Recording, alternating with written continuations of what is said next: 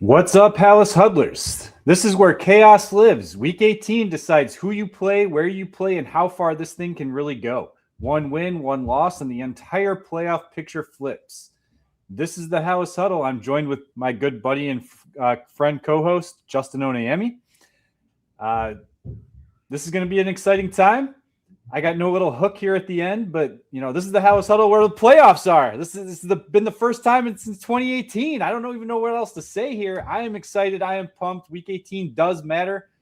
Justin, hey, I'm excited to be here. Happy New Year, Rob. Happy New Year, Halas Huddlers. If you're happy to see the Bears headed to the playoffs, please hit the like and subscribe button here because we're going to be talking Bears all through the playoffs. Normally, Rob, we're already talking draft pick position and prospects and mock drafts, but not this time. But what we're going to do today is talk about this week 18 that you just mentioned, having some pivotal games, and kind of talk about how it might impact the Bears as we approach the playoffs. So think of it as the Halas Huddle version of how you could watch these weekend games, because that first one we're going to talk about, Rob, that's actually Saturday night. That's a big one. Saturday night. Well, just really quick, I didn't put it on the list, but the first game tomorrow, right? The first game, or today, is probably when you're going to be watching this. So the first Saturday game is actually a game that has some implications for the Chicago Bears, and it's the Carolina Panthers at the Tampa Bay Buccaneers. Whoever wins that game is going to be the winner of the NFC South, right? And they are going to basically be the 4 seed. They're going to lock themselves into that 4 seed. The thing is, outside of maybe seeing them in the NFC Championship game, I don't really see how that game matters that much as far as this weekend goes.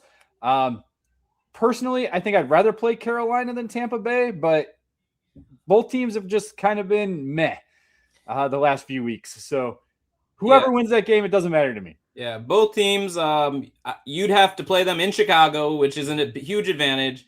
I feel like Tampa Bay on paper is a better team or a tougher matchup, but they haven't played like it lately. And Carolina would bring some cool storylines with the trade between, Chicago and Carolina. So I'm not too worried about either of those teams. And you could only play them if you've already won a playoff game. So that would be quite exciting. Great. All right, let's move on to that Sunday or Saturday night game, right? Seahawks at 49ers. This is big. I mean, to be honest, it's big because whoever wins this game gets the 1 seed. They get the bye. And that does play into what can happen for Chicago going forward. Personally, I'd rather see Seattle win this. And the reason I say that is because Seattle, I've seen some people put out there that Seattle or the Bears have a chance to play Seattle in the wild card round, and that is not true. That is not true at all. There is no chance that the Bears would play the Seahawks in the first round. So personally, I want Seattle to win that only because I don't think they're as good of a team. They could surprise me, and they've already surprised me this year because I was so shocked when they played the Rams that they even had the same record. They have a really good defense, but Sam Darnold can be beaten. And I just think that there's a better chance that the Bears could beat the 49ers on the road than beating the 49ers. We just saw it at it's not Candlestick anymore. I don't even know what the name of their stadium is anymore, but in San Francisco, right? So I think I'd rather the Seahawks win this game, lock in that 1 seed, and potentially get knocked out before Chicago has to play them again, than watch the 49ers manhandle the Seahawks and prove that offense is just too much to handle. So the people who might have thought the Bears could face the Seahawks, that changed on Monday night when the Rams lost to the Falcons. I think if the 49ers win, they're the 1, and the Seahawks would lock in the 5. And the Bears can only end 2 or 3. If you're 2, you play 7. If you're 3, you play 6. So you're right. They would not face them until later. I pretty much agree with everything you said there. And the Seahawks as a 1, I don't want to take anything away from them. They're just not they're not one of the teams I thought would end up there. And so is there a possibility if you get the 2 that they go out in the first round and you have home field advantage the entire way through, kind of like last year? The number 1 in the NFC was Ben Johnson's Detroit Lions. They had the bye, but they lost that first game. So the 2 seed ends up being the team that has home field through the rest of the playoffs. That's why I think getting the 2 is important. We'll talk about that towards the bottom when we get to the Lions-Bears game. But, yeah, it'd be interesting. It's a big game. You'll already know the result by Saturday night. So what about Sunday? What do we got on Sunday? Yeah, let's move on. Look, no one cares about the Cardinals, right? No one cares about the Cardinals. I think the Rams obviously manhandle the Cardinals in this game. There are a little bit of playoff implications, but not much, because whether the Rams win or lose, they're either going to find themselves in either the 5 seed or the 6 seed, right? It depends on what happens in that Seahawks 49ers matchup. But that means that if the Bears do fall to the 3, right, there is a potential matchup there against the Rams in that first wild card week round. I do like the idea of getting the Rams in Chicago. I mean, I think you do have a little bit of not necessarily an advantage. Look, the Bears are an underdog. I think they put it out there. The Bears are going to be an underdog no matter how this playoff scenario goes. So whoever they're playing, they're going to actually be the underdogs going in, even with home field advantage. Vegas has been doing that to them pretty much all year, so I don't really care. But if you were to get the Rams in Chicago, I think that's obviously a better chance of you winning that game than obviously playing in SoFi Stadium. But even though the Rams, I think they have, 11 wins, I still find them on paper to be the scariest team in the NFC. And if there's a way to just not play them, I'd be very happy about it. Yeah. So, I mean, I guess the Cardinals-Rams game only matters if the Seahawks win on the Saturday game. And I agree with how you kind of put that. I said it a long time ago, actually, maybe even headed into the Eagles game or coming out of the Eagles game, that was the team that I was like, ooh, when I look at the Bears coaching staff, the Bears personnel, all of that stuff, they're the team where I see like, man, they got the personnel, they got the coach, they got, everything going for them. But it's not the time to be afraid to play any of these teams. Hopefully, I'm tipping my hand again here too. You're the 2 seed. You're going to play a lot of games at home. You're equipped to win in that kind of weather. And I don't know if, Matthew Stafford is. He may be this year's MVP, but he's been starting to turn the ball over a little more recently. And that's what the Bears are known to do on defense. So bring on the Rams at some point down the line. But it'd be interesting to see if that game matters just because of the drama of the NFL, how they were able to get this many games of significance all the way up to the final week. Yeah, so I think I might have misspoke. I think I said 5 seed. So it would actually be the 6 seed if they're obviously going to be playing whoever is the 3 seed, right? Whether it's the Bears or the Eagles. You said basically to your point, though, it all depends on what happens Saturday in that Seahawks 49ers game. Because if the Seahawks win, then there is a chance that the Rams are either going to be the 5 or the 6 seed. And they would prefer the 5 because you get to go play the NFC South winner who's 100% not going to be as good as maybe Eagles, maybe Bears.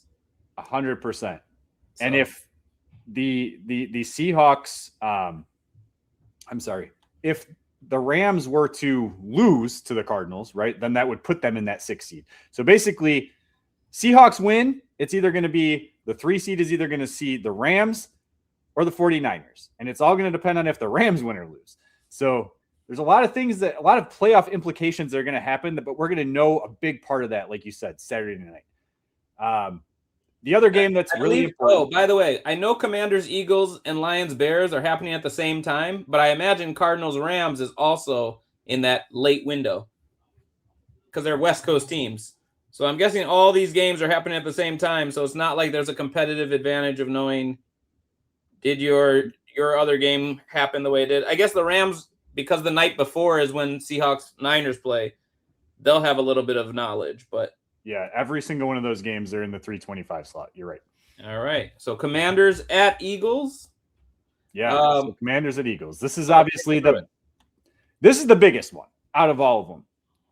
Outside of the Bears game itself, right? Look, the Bears are holding their destiny in their own hands.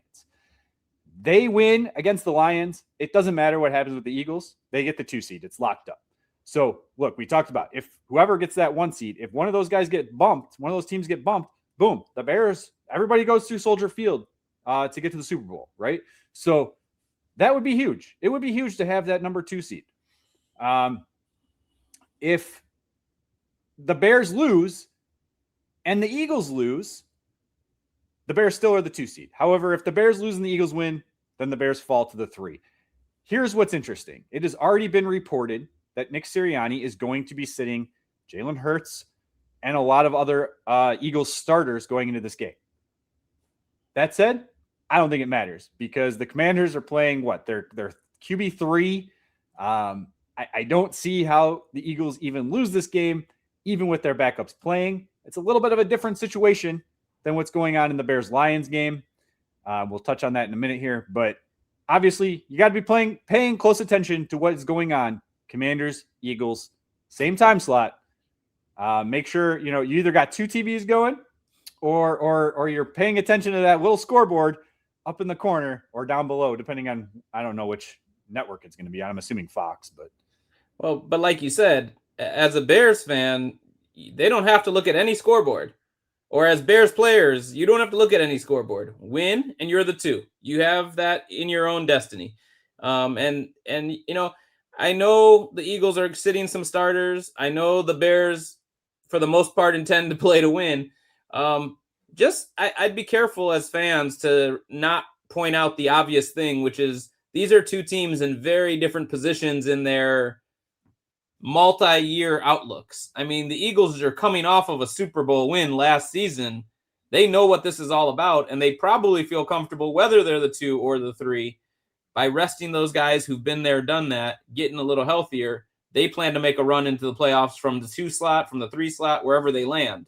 Whereas the Bears, this is year 1 of a new regime, and it's been all about, like, we're going to go out there, we're going to be playing our best football right now, we're going to peak at the right time. And so I'm all in on the Bears saying, play a very good game in week 18 and let that bring you into the playoffs. So I like the idea of going for it, even though if I was an Eagles fan, I'd probably like the idea of them resting key players against a lesser opponent at home. And the only difference being, are you the 2 or the 3? Not a huge difference, probably. Yeah. So I'm going to push this here. Look, I'm a little bit on the fence here. I could see both sides of the picture. I can see, look, going for the 2 seed is very important. It matters. I do think it makes a big difference. That said, this game and it's, beating the Lions, I don't care about beating the Lions. Whoever they were playing this week, it doesn't matter what team it is. You go to win, right? Like that's the whole purpose here. They are banged up, right? Like Luther Burden's coming off that quad injury. Rome Odunze's still dealing with that foot. Finally participated, I think, a little bit today. I think he was a limited participant in practice today. I can see the idea of like, look, there's certain guys you got to rest. And maybe those guys like Rome Odunze probably should sit maybe one more week and see what happens, right? You've been winning without him. My concern, and the Lions are banged up, right? Like their defense is completely banged up. So I could see wanting to rest. I could see, obviously, injuries happen at any time. So that's the point, right? Like, if you're choosing to rest your guys now because they're already hurt, it makes sense. Caleb Williams, does it matter to me if he gets the 4,000 yards? No. Does it matter to me if he breaks Eric Kramer's record? No. But I think it's important for him to continue to get those reps and keep that momentum going into the playoffs. So I'm fine with playing him. And I know it's going to sound stupid if he ends up getting hurt and then it's like hindsight is 2020 and you should have benched him. I'm not going to be on that. And I'm not going to be on be all over Ben Johnson for that. This is a very different game than what happened to that 52-21 loss. But I don't want ego to be the reason that you're choosing to play them. I don't want to be, we need to redeem ourselves. And I know I put it on here, can Bears redeem themselves? I don't want it to be about that. That's not what it's about. It's just about guaranteeing you get that 2 seed. That should be the only reason you're doing it. And I don't want Ben Johnson being like, look, I got to go out and redeem ourselves against the team that I came from and just walked all over us in week 2. But I want to point out some differences between week 2 and week 18. This is Brendan Shagru of the Bears Wire. He's the assistant editor of the Bears Wire. We've had him on the show. He put this out here. The last time the Bears played the Lions, Colston Loveland had 1 target, no catches. Luther Burden had 2 targets, 1 catch for 5 yards. Ozzie Trapillo, healthy scratch, didn't even play. Kyle Monangai, 7 carries for 28 yards. This is a very different team now than what we saw in week 2. And it's a very different team for the Lions, too. And they're banged up and they're playing really for nothing other than pride, right? Lion pride. Isn't that what their like little slogan is? I just don't see how anything that happened in week 2 doesn't matter now in week 18. This is a very different team. Yeah, I mean, I might feel differently if your playoff position was locked, but it isn't. And there is a difference between 2 and 3. I mean, I just kind of said that to the Eagles, they might not think there is, but to me and probably to the Bears, it's a huge difference. It can bring you extra home games, and you're in a place where that's definitely an advantage over some. So there's that. But we won't ever know, Rob. We're not in the meetings and everything to know how much of these decisions are being driven by ego. They like to say it's any other game and blah blah blah, but your division foes matter. Being embarrassed by the team that you came from, I'm sure matters. So that being said, if Bajent was starting, I'm sure Ben Johnson, from an X's and O's and schematics standpoint, is still trying to put a game plan to kick the Lions' butt and win that game anyway. But I just don't think you play scared. I mean, just you have some momentum going, keep it going, and ride that into the playoffs. Caleb Williams has been very durable. You know, people get injured in all sorts of ways anytime. So that's always a risk. But I think if you're like tiptoeing around that could throw off what you have going. Go start the game hot. Go up, 2-3 scores, pull your guys, right? That should be the mentality. Like, go dominate them to start. They're playing for nothing. You're playing for a 2 seed. And then you can pull your starters. That's the best of both worlds. There you go. Right. I like that play. There you go. At least 109 yards, though, I hope, in that. That's right. Right. 109. Like, I don't know if he'll get to 270. I will say, look, before we move on to the playoff seeding, and I think we've covered most of it, so there's probably going to be a very short segment here. He needs, like you said, 108 yards to tie, 109 yards to overcome it. He needs 271 yards to hit 4,000, right? Or is it 270? 270 on the nose. Okay, 270 on the nose. Look, this year, Caleb Williams, he has one 300-yard game, okay? And it was last week, okay? He's got 3 in his career as a Chicago Bear. But 270 or more yards, he has 8. Okay, 4 of them came this year. 4 of them came the year before. So it's definitely doable. But I just want to see them go out and win. That's all I care about. Win, win, win. It's all Caleb Williams cares about. It's all Ben Johnson cares about. Those are arbitrary numbers. Fans who want that 4,000-yard mark, look, you can go back to the Mark Trestman year. And Mark Trestman, don't talk about him. Go back to that Mark Trestman year, and you just put Jay Cutler, and it wasn't Caleb Haney. Who was it? McCown.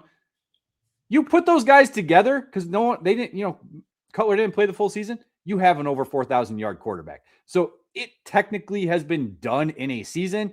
It's just they haven't had the attrition at quarterback to get it done. So I don't care. It doesn't mean shit. Just win. That's what matters. Win. So if they win, they're the 2. And the team that's 7 and locked in, and we didn't put them up there because nothing can change them being 7, is the Green Bay Packers. So I'm here saying it now. I want the Bears to win this week against the Lions. That means you are playing your wild card weekend is at home against the Packers. Game 3, bring it on. Ben Johnson says I like beating LaFleur 2 times a year. Well, he still owes them 1 more, if you ask me. So let's see the Packers in wild card weekend. Beat them, and turn this magical season even more magical. Yeah, so technically we got 2 wins on them in 2025, right? He said, I want to beat him twice a year. That's true. So depending how we're looking at it, right? So now hopefully we're talking NFL season because now we're into 2026. Well, yeah. Let's throw the calendar year out the window. Let's just go win this game. Take the Packers. Look, you already took the NFC North. Let's not give it back. Go run it down their throats. Go win that game. That game was way too close for me. They had 5 red zone attempts that they got in there and didn't do anything with. You got that fumble that was key. I don't want to see them let the Packers get close. Prove your point. You flipped the script. This is where it matters. This is the change. So it does matter. Get the 2 seed, beat the Packers, prove you are no longer the little brother in this division. Prove it. Go out and prove it. Win this game. Take the North completely. Don't give it back. That's what I want to see. Good, better, best. Throw out all these things. I don't even care. Never let it rest. Win, win, win, win, win. Go Bears. I got nothing else. Good job, Rob. So, Halas Huddle, enjoy Week 18 games, because after that, we get to enjoy playoff games, and some of them are going to involve your Chicago Bears. How exciting. Happy New Year. 2026 and beyond. Bears are on top. Go Bears. Claws up. Bear down. It's after Packers always.